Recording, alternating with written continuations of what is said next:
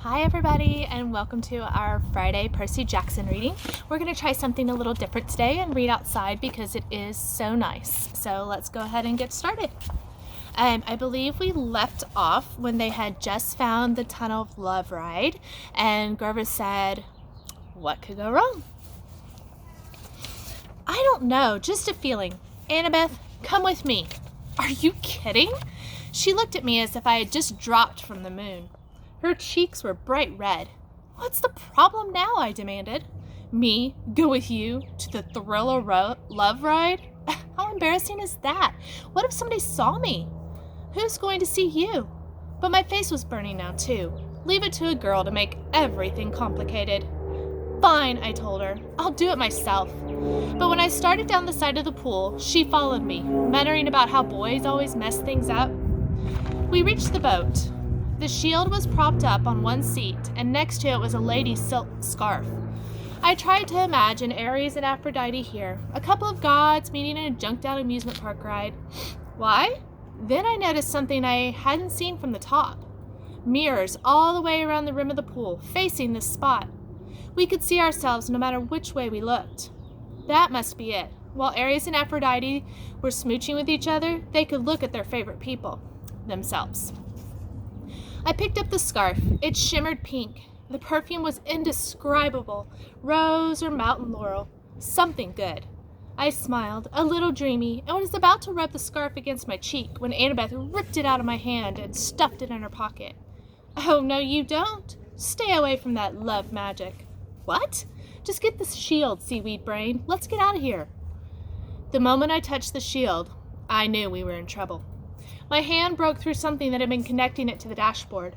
A cobweb, I thought, but then I looked at a strand of it on my palm and saw that it was some kind of metal filament, so fine it was almost invisible. A tripwire. "Wait," Annabeth said. Too late. "There's another Greek letter on the side of the boat. Another Edda. This is a trap." Noise erupted all around us, a million gears grinding, as if the whole pool were turning into one giant machine. Grover yelled, "Guys!" Up on the rim, the Cupid statues were drawing their bows into firing position. Before I could suggest taking cover, they shot, but not at us. They fired at each other across the rim of the pool. Silky cables trailed from the arrows, arcing over the pool and anchoring where they landed to form a huge golden asterisk. Then smaller metallic threads started weaving together magically between the main strands, making a net. "We have to get out," I said. "Duh," Annabeth said. I grabbed the shield and we ran, but going up the slope of the pool was not as easy as going down. "Come on," Grover shouted. He was trying to hold open a section of the net for us, but wherever he touched it, the golden thread started to wrap around his hands. The Cupid's heads popped open. Out came video cameras. Spotlights rose up all around the pool, blinding us with illumination, and a loudspeaker voice boomed, "Live to Olympus in 1 minute, 59 seconds, 58. "Hephaestus," Annabeth screamed. "I'm so stupid. Edda is H. He made this trap to catch Aphrodite. Now we're going to be broadcast live to Olympus. We look like absolute fools." We'd almost made it to the rim when the row of mirrors opened like hatches and tiny metallic things poured out. Annabeth screamed. It was an army of wind-up creepy crawlies, bronze gear bodies, spindly legs, little pincer mouths, all scuttling towards us in a wave of clacking and whirring metal. "Spiders!" Annabeth said. "Ah!" I had never seen her like this before. She fell backwards in terror and almost got overwhelmed by the spider robots before I pulled her up and dragged her back to the boat. The things were coming out from all around the rim now, millions of them, flooding toward the center of the pool, completely surrounding us. I told myself they probably weren't programmed to kill, just corral us and bite us and make us look stupid. Then again, this was a trap meant for the gods, and we weren't gods. Annabeth and I climbed into the boat. I started kicking away the spiders as they swarmed aboard. I yelled to Annabeth to help me, but she was too paralyzed to do more than just scream. 30, 29, called the loudspeaker. The spiders started spitting out strands of metal thread, trying to tie us down. The strands were easy enough to break at first, but there were so many of them, and the spiders just kept coming. I kicked one away from Annabeth's leg, and its pinchers took out a chunk of my new surf shoe. Grover hovered above the pool in his flying sneakers, trying to pull the net loose, but it wouldn't budge. Think, I told myself, think. The tunnel of love entrance was under the net. We could use it as an exit, except it was blocked by 1,000,000 robot spiders. 15, 14, the loudspeaker called. Water, I thought. Where does the ride's water come from? Then I saw them. Huge water pipes behind the mirrors where the spiders had come from. And above the net, next to one of the cupids, a glass-windowed booth that must be the controller station. Grover, I yelled, get to that booth. Find the on switch. But do it. It was a crazy hope, but it was our only chance. The spiders were all over the prow of the boat now. Annabeth was screaming her head off. I had to get us out of there. Grover was in the controller's booth now, slamming away at the buttons. 5, 4. Grover looked at me hopelessly and raised his hands. He was letting me know that he had pushed every button, but nothing was happening. I closed my eyes and thought about waves, rushing water, the Mississippi River. I felt a familiar tug in my gut. I tried to imagine that I was dragging the ocean all the way to Denver. 2, 1, 0. Water exploded out of the pipes. It roared into the pool, sweeping away the spiders. I pulled Annabeth into the seat next to me and fastened her seatbelt just as the tidal wave slammed into our boat, over the top, whisking the spiders away and dousing us completely, but not capsizing us. The boat turned, lifted in the flood, and spun in circles around the whirlpool. The water was full of short-circuiting spiders, some of them smashing against the pool's concrete wall with such force they burst. Spotlights glared down at us. The Cupid cams were rolling, live to Olympus. But I could only concentrate on controlling the boat. I willed it to ride the current, to keep it away from the wall. Maybe it was my imagination, but the boat seemed to respond. At least it didn't break into 1,000,000 pieces. We were spun around one last time, the water level now almost high enough to shred us against the metal net. Then, the boat's nose turned towards the tunnel, and we rocketed into darkness. Annabeth and I held tight, both of us screaming as the boat shot curls and hugged corners and took 45-degree plunges past pictures of Romeo and Juliet and a bunch of other Valentine's Day stuff. Then, we were out of the tunnel, the night air whistling through our hair as the boat barreled straight towards the exit. If the ride had been in working order, we would have sailed off a ramp between the Golden Gates of Love and splashed down safely in the exit pool. But there was a problem. The Gates of Love were chained. The two boats that had been washed out of the tunnel before us were now piled against the barricade, one submerged and the other cracked in half. "Unfasten your seatbelt," I yelled to Annabeth. "Are you crazy? Unless you want to get smashed to death, do it." I strapped Aries' shield to my arm.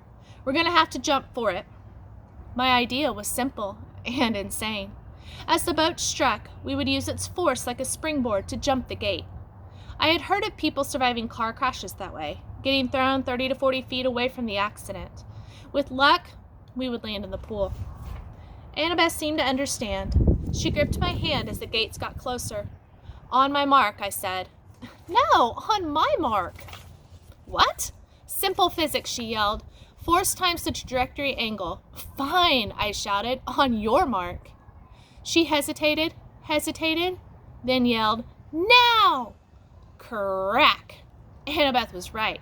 If we had jumped when I thought we should have, we would have crashed into the gates. She got us maximum lift. Unfortunately, that was a little more than we needed. Our boat smashed into the pileup and we were thrown into the air, straight over the gates, over the pool, and down towards solid asphalt. Something grabbed me from behind. Annabeth yelled, "Ouch!" "Grover!" In midair, he had grabbed me by the shirt and Annabeth by the arm and was trying to pull us out of a crash landing, but Annabeth and I had all the momentum. "You're too heavy," Grover said. "We're going down." We spiraled towards the ground, Grover doing his best to slow the fall. We smashed into a photo board, Grover's head going straight into a hole where tourists would have put their faces, pretending to be Nunu the friendly whale. Annabeth and I tumbled to the ground.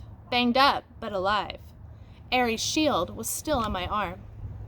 Once we caught our breath, Annabeth and I got Grover out of the photo board and thanked him for saving our lives. I looked back at the thrill ride of love. The water was subsiding. Our boat had been smashed to pieces against the gates. 100 yards away, at the entrance pool, the Cupids were still filming. The statues had swiveled so their cameras were trained straight on us, the spotlights in our faces.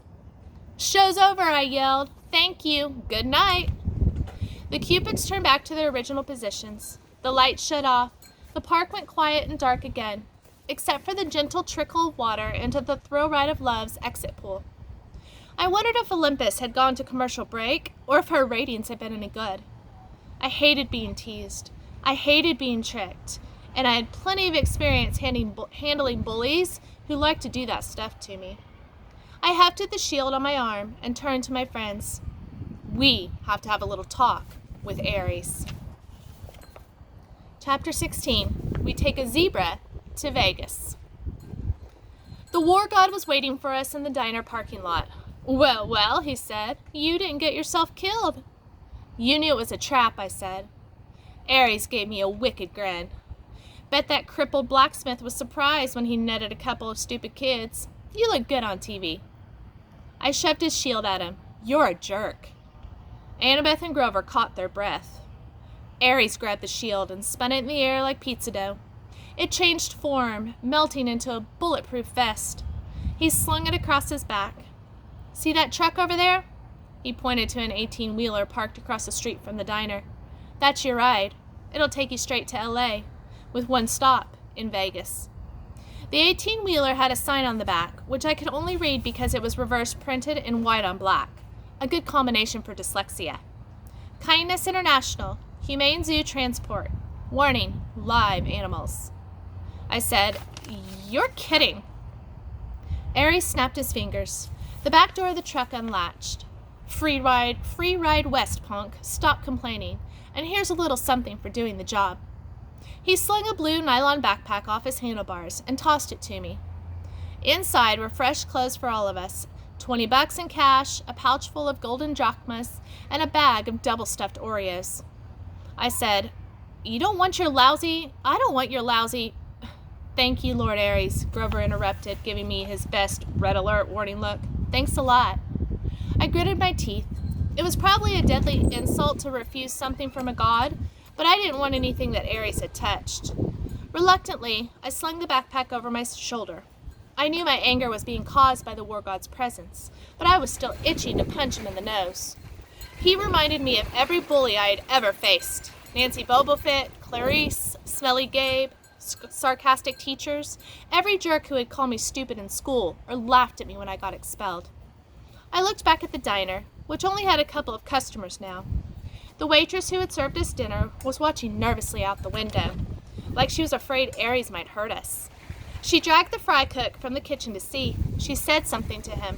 He nodded and held up a little disposable camera and snapped a picture of us. Great, I thought. We'll make the papers again tomorrow. I imagined the headline, 12-year-old outlaw beats up defenseless biker. "You owe me one more thing," I told Ares, trying to keep my voice level. "You promised me information about my mother." "You sure you can handle the news?" He kick-started his motorcycle. "She's not dead." The ground seemed to spin beneath me. "What do you mean?" "I mean, she was taken away from the Minotaur before she could die. She turned into a shower of gold, right? That's metamorphosis, not death. She's being kept." "Kept? Why?" "You need to study war, punk. Hostages. You need to take somebody to control somebody else." "Nobody's controlling me." He laughed. "Oh, yeah? See you around, kid." I balled up my fist. "You're pretty smug, Lord Ares, for a guy who runs from Cupid statues." Behind his sunglasses, fire glowed. I felt a hot wind in my hair. "We'll meet again, Percy Jackson. Next time you're in a fight, watch your back." He revved his Harley and roared off down Delancey Street. Annabeth said, "That wasn't smart, Percy." "I don't care." "You don't want a god as your enemy, especially not that god." "Hey, guys," Grover said. "I hate to interrupt, but..." He pointed towards the diner. At the register, the last two customers were paying their check. Two men in identical black overalls with a white logo on their backs that matched the one on the side of the truck. International Kindness, or Kindness International. "If we're taking the Zoo Express," Grover said, "we need to hurry." I didn't like it, but we had no better option. Besides, I had seen enough of Denver. We ran across the street and climbed into the back of the big rig, closing the doors behind us. That's all for today. Have a fabulous weekend, and I will see you on Monday. Bye!